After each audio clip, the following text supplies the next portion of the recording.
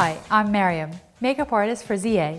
So now I'm going to start the framing stage. I'm going to start by framing my model's nose using the ZA Perfect Fit 2-Way foundation. Now the only difference is I'm using a slightly darker shade. Previously I used the OC10 and now I'm going to be using the OC30.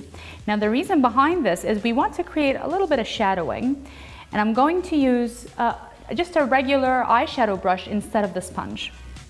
Take a little bit off the product and remove any excess onto the side of your hand, and just starting from the bridge of the nose where it curves with the eyebrow, we're going to very lightly do a smooth stroke right to the tip of the nose, and then we're going to repeat that onto the right hand side.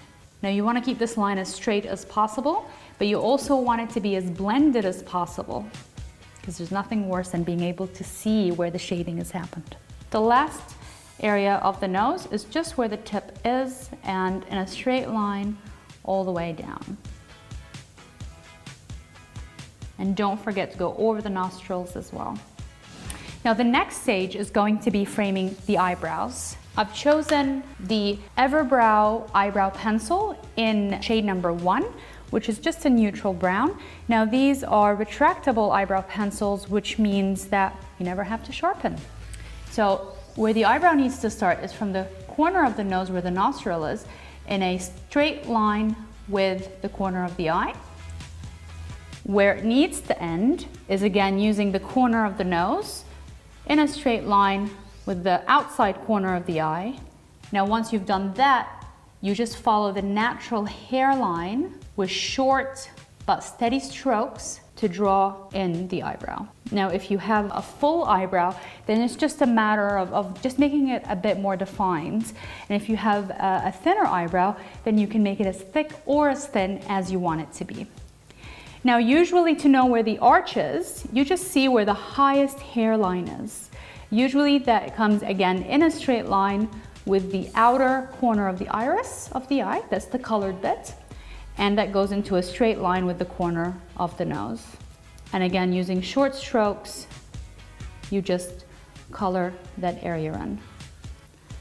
Now the benefit of using an eyebrow pencil as opposed to an eyeliner or an eyeshadow on your eyebrows is that they're normally designed to be a little bit more dry, which means that you can avoid smudging.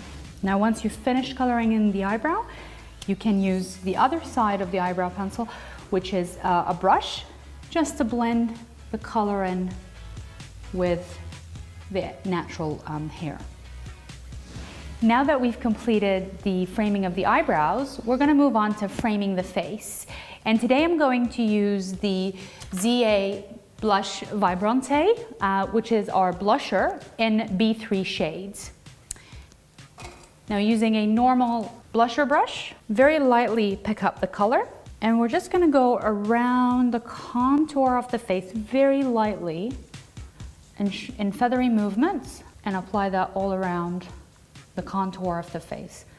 Now what this does is it helps to again bring attention to the center of the face and away from the sides of the face. If you have a rounder face shape, this is a fantastic way of getting more definition for your jawline and for the forehead. Now you can take this down the neck as well in just a V line, which means from the ear down to the collarbone, and then from the ear to the collarbone on the other side as well.